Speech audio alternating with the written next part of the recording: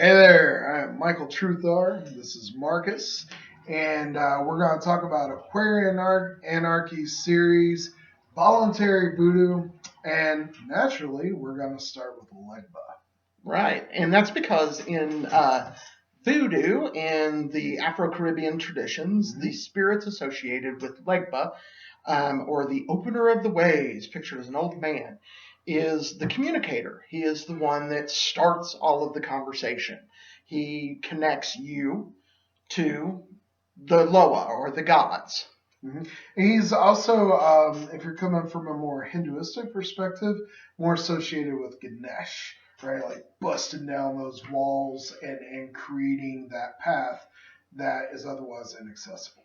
In many ways, if you're familiar with Kabbalah, he is Tiferet, that central sun connecting to everything.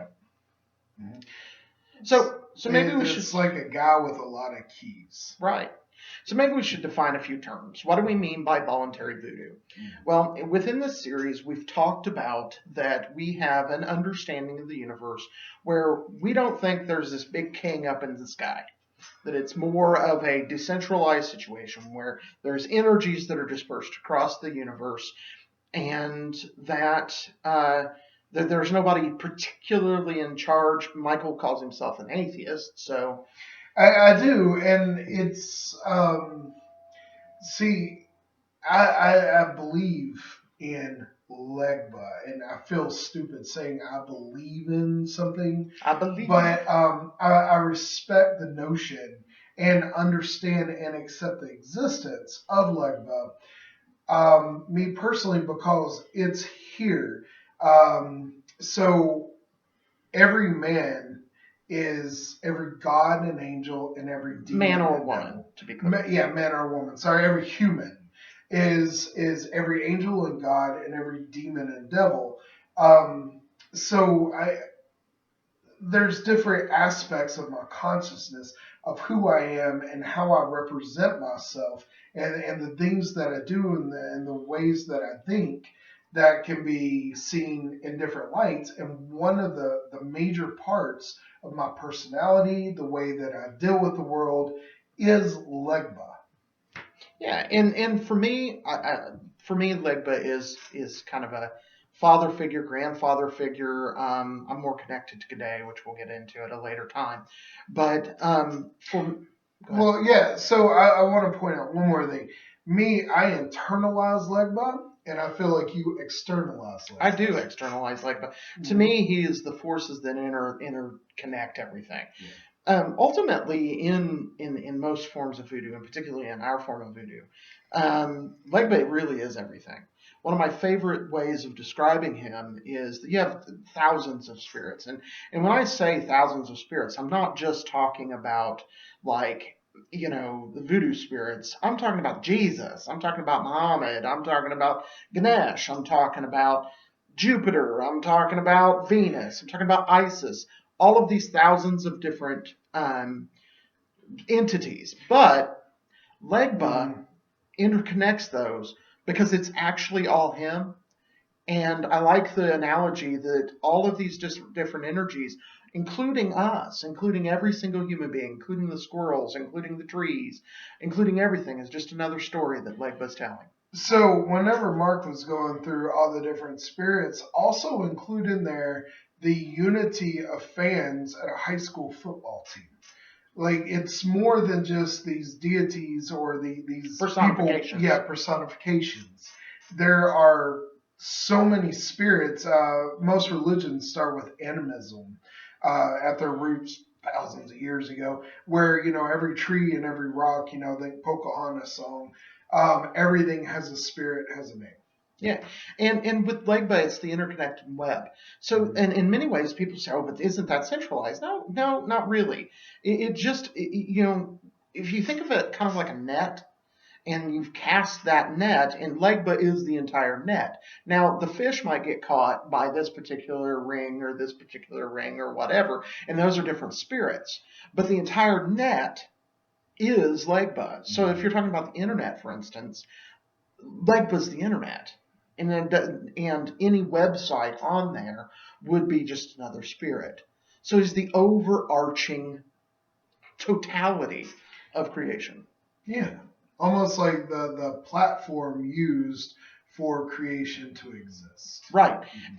But at the same time, one of those faces or one of those rings or one of those websites is an old man who calls himself Legba. And he comes and he talks. And what he does is he tells stories. And the wisdom that he tells in those stories is amazing. Mm-hmm.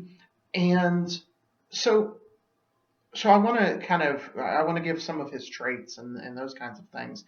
But do you want to kind of talk about how your like how you feel about him and how you feel like he enters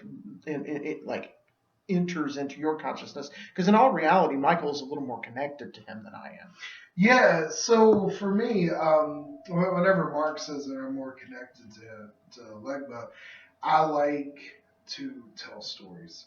I love it. I love not going at a piece of advice that I'm trying to give someone directly, but instead expressing it. Because if you go directly with your piece of advice, then they may get it or they may not. But talking to them in a way to where we're linking up, me and that person that I'm talking with, on their level with what they're trying to understand, and then slipping that advice in with that story. That's my natural way. That's how I talk with my children. That's how I talk with my friends.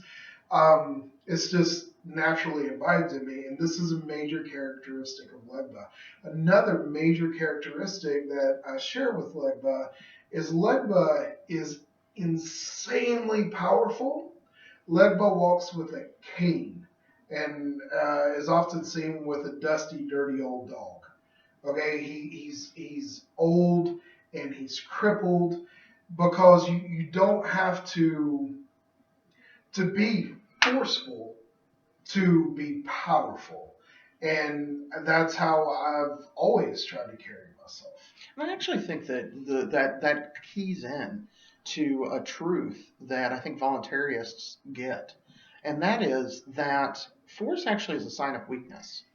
The reason that the Yes. United States government goes and attacks other governments is because they feel weak, and if they don't do that, if they don't go and attack, they're being a bully. If they don't go and attack, then I might get attacked.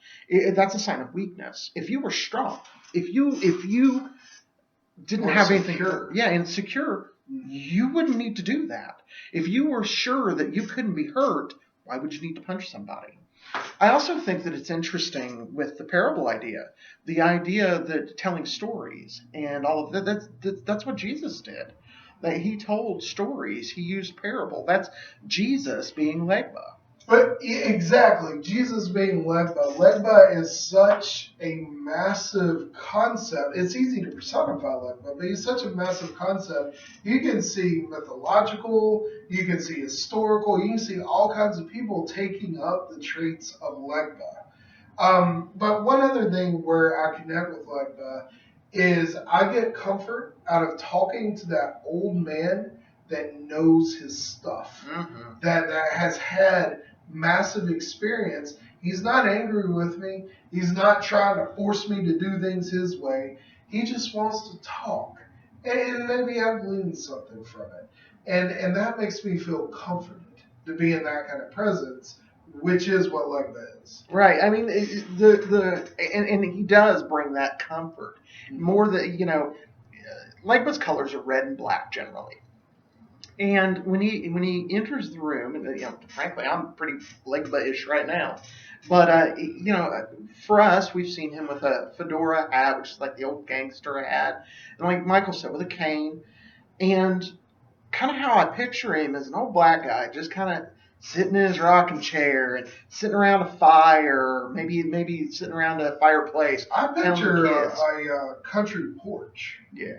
With the lemonade set to the side. That's Right. just what I picture. Right, with a scar. Yeah. Or maybe a pipe. But either way, it doesn't matter. He's smoking a little bit. Yeah. And he just kind of chills. Come on up, sonny. Have a seat. Right. And it's one of the things that I find, for those that might be watching this that have a little bit of an understanding of the occult and of other magical paths, I find him easier. You know, you can learn as much from him as you can say from, I don't know, Raphael or any of the archangels or what have you. But I find it easier to learn from Legba myself. Now, other Yeah. people may have different ways. I feel that's by design. Yeah. Yeah. And the reason is because he's not, I am the great so and so. He's just like, come on up here. Let's have a discussion and let's talk. And with Legba, you we would be missing out if we didn't mention also Gran Ebo, his wife, who very similarly has this old grandma feel, even more so than Legba. She just wants to just cuddle you. Come on up, let's just hang out, and everything will be all right, you know. And their family. And as we move forward with this series, I think that one of the things that will become clear is that these guys are kind of like family. And so, well, I mean, voodoo in itself is usually, um, correct me if I'm wrong, but in the Afro-Caribbean actual locations, yeah, there are tribes that have their own loa, and you can go to another tribe and find they're messing with their own loa, and so it's not just a family thing. This is who the family celebrates in the spiritual world. That's that family's loa. right, and that's how it breaks down. It's all ancestors, and these are just personifications of ancestral worship. Yeah. And you can say, but you're a white guy, and why are you blah blah blah? Because it's not the same. My ancestors culminate into a different Legba. When I say Legba, I'm not talking about the Legba that exists in Haiti or the Legba that exists in Africa or Louisiana or any place. This is my Legba. Maybe your Legba's different, and maybe they just call themselves the same, and that's okay. There's no need for you to be offended. To use my friend G'day, he said, "This is the voodoo you do, not the voodoo they do. Don't worry about it." G'day told me mirth and irreverence. Yeah, that's G'day. Yeah. But anyhow, but with Legba, to give you some idea how to work with him, what I find to be useful is rum, likes rum, pour rum into either outside or pour it in a bowl, let it sit for a minute. Cigars, the numbers 3 and 4. Anything you do it in the 3 or 4. Colors, red and black, so it's really easy to either, if you're using 4, just 2 black candles, 2 red candles, burn those. Use red and black. Maybe you have cloth underneath it and black candles, or maybe you have a black cloth and red candles. Use that interspersing. Do your drum beats at 3 and 4. Yeah, do your drum beats at 3 or 4. There is an official Legba drum beat. But, for the purpose of this video, we're not going to get over that. Well, I would like to point out, an official Legba drum beat, but it's really your connection with Legba that matters. It's not even, I feel a little bit strange saying this, but it's not even about Legba. It's about your connection with Legba. Right. That is the point. Right, because, eventually, if you start working with the voodoo lower, you're going to get possessed, which is transpossession. And you're going to lose a little bit of your conscious mind. Michael would argue probably it's a deeper part of your mind. I think it's actually something different. We have a slight difference about this. Mm-hmm. But it doesn't really matter. Practically, you're not clued in anymore, and they're clued in. And so they're going to come talk to you. You want to open that conduit up. Yeah. You want to bring that. And you might say, I don't want to give up my free will. No, you don't give up your free will. You're going to get to communicate. And it's best to have a way of communicating. If you're doing it yourself, lay out some tarot cards. If you're doing it yourself, meditate. Whatever works. Well, I would also like to point out, most occultists understand that the light of Keter goes through Tiferet and becomes the light of Tiferet. It shines through. So if I have Legba as the center of my conscious for that moment, it's still coming through me. I'm not going to do something outside of who I am. I am becoming a reflection, if you will, of Legba in that moment. Yeah, okay, that's what I'll say there. but I advise smoking some cigars. I advise pouring out some rum. Um, a lot of people like to do a sacrifice of a chicken or something like that. If you feel so inclined, I'm not going to say don't do it. I don't find it necessary. The reason I don't find it necessary is because sacrifice usually has one or two purposes. The first one is you get your chicken, you fill it full of a bunch of negative stuff, kill the chicken, throw the chicken in the trash, burn it, do whatever you're going to do to it. Get rid of it because that gets rid of your negative. Or you ingest it. You put all your good stuff into the chicken, you kill it, you then cook it, eat it, and then you bring it into yourself. My question is, why could the burning not be a piece of paper you drew his symbol, which will be the cover of this video, or why couldn't you eat a bonbon? Okay, so I have an argument against what you're saying there, Mark, and that is not everyone is at the level to where if I've killed an animal before, I'm a hunter. I've done all this stuff before from childhood, and there is a certain emotion release rush. That's a good word for it. Whenever you do that kill, and that can create a certain powerful cone to express your energy. But there is a certain level that you can get to in your occultic path to where you can do the same thing with a piece of paper. Right, and the point is to alter your consciousness. Yes. The point is to change the way you think. Now, some people might do that by, doing some ayahuasca or smoking a bunch of weed or whatever it is they do. Mm-hmm. And that can work, just like killing a chicken can work. Or sitting and meditating for a long period of time, or playing a drum for a long period of time, or whatever the method is that you use. The idea is to get your headspace just a little off. And the reason is because it is said, and to cite my source, this comes from What the Bleep Do We Know Anyway? Mm-hmm. When Columbus was coming over, apparently, the Native Americans didn't see, they don't believe that they saw the sails. They didn't understand what's going on. They didn't see them. A shaman was, there's sails and big crosses and craziness. And then they could see. And that's because the reality hadn't shifted to accept that those things existed. Which was right in front of them, light bouncing off and hitting their eyes, but their brain was not registering what they were seeing. Correct. But I want to talk a little bit more about where you're talking about, light your cigar, pour your rum and all that stuff. It's not about doing these actions. It is, whenever you're doing that, you need to be thinking of who Legba is. You need to be thinking about imbibing that energy, and lighting the cigar just helps you do that. It helps you bring to where you are. But if you're just lighting cigars and you're setting them out, you're kind of wasting cigars. Yeah. I don't smoke, but I burn cigars for the low up. And so it's something I don't do in my everyday life. And that's one of the things people don't understand about, like, particularly in ritual magic, is, like, the reason people wear robes isn't so, so they look all badass.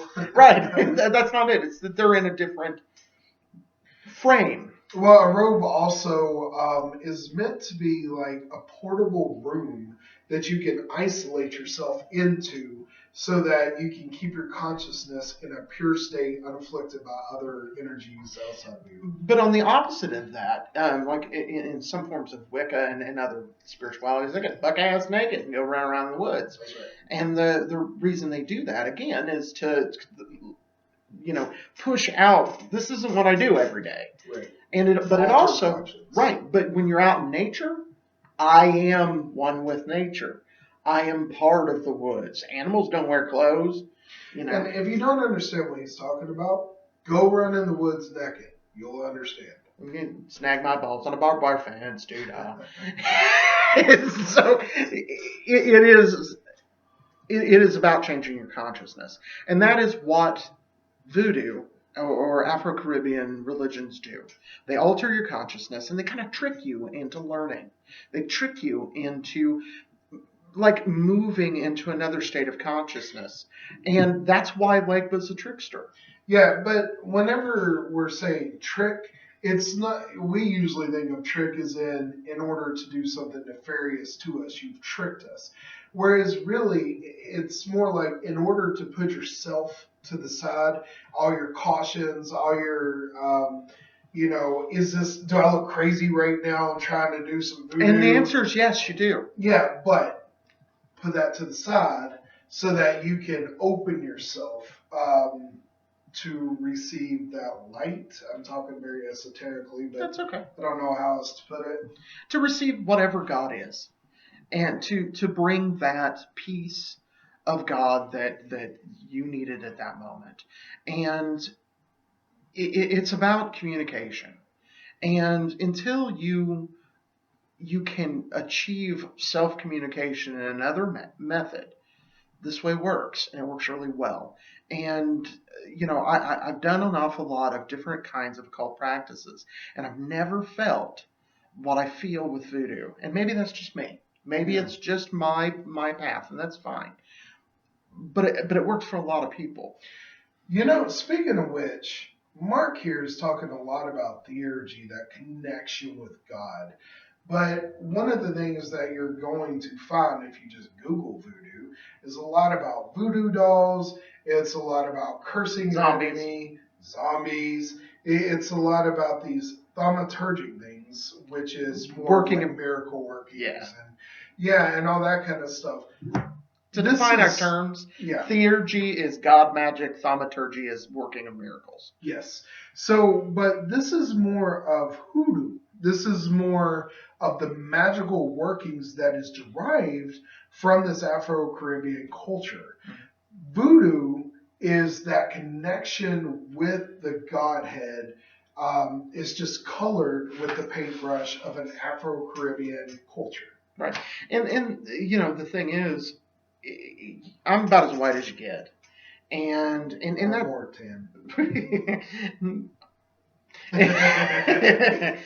So I'm not trying to in any way paint the picture that I am, some kind of homie, or that I'm a black guy and I understand black culture.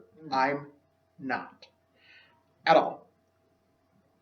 Obviously, I'm not racist. My God is black.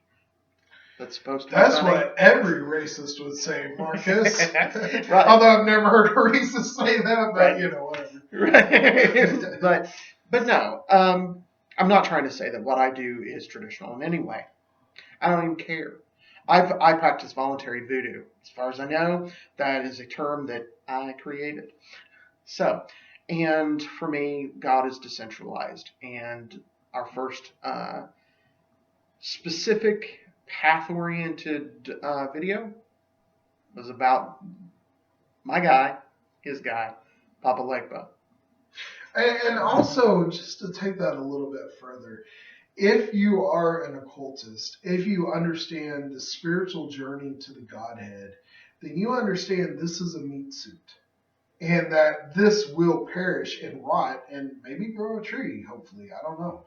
But this is not who you are. The color of your skin is not who you are. Your culture is not who you are. Your sex, your age is not who you are. Who you are is a spirit having a physical existence.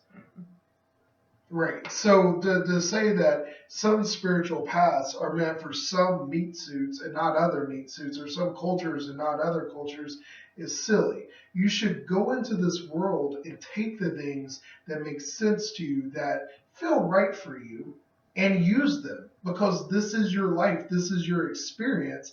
And if you follow what someone says of that's inappropriate, if you F that person, okay? That person is only speaking the restraints that they feel they've had put on them, so everyone else should have those restraints. You should be free. If you are not free, you cannot be an occultist. You need to have freedom here so that your spirit can do what your spirit needs to do. Yeah. And, just to kind of go off of that just a little bit, my rant. Yeah. To go along with that, I actually had a good friend who was Hispanic. His lineage is from Honduras. His name is Asante. Great guy. Um, he early on in my spirituality got to know me, and this is before I got into voodoo, and told me that the Orisha, because he's a Santero, practiced Santeria, had something for me to do, and went directly to his superior within the organization that he belonged to, and said, "Hey, we need to initiate this guy." And they said, "Great, where's his family from?" And he's like, "He lives in Indiana." And he said, "No, no, no, no. Where's his family come from?" He said, "Hell, I don't know, maybe Germany." And he goes, "Nope, no way." How stupid is that? You know, the Loa, the gods, told him they had something for me to do, but because this meat suit wasn't the right one. Now, to be clear, Lou Martinet, a good friend of mine, he didn't give a damn what color I was. Got my thing with him. He does not By the care. way, Lou Martinet, which I have had a communal shower with, and he just talked to me naked as could be, just leaning up against the wall, having a great conversation. He is as white as can be, and he is like the king of voodoo in Louisiana. Very respected, and he's white as can be. Yeah, but so there's that, and who cares? Find your way to God. I don't care how you do it. I don't care if this is the way. I don't care if you're Christian. I don't care if you're a Muslim. Find your way to God. Be peaceful. Be loving. Be compassionate.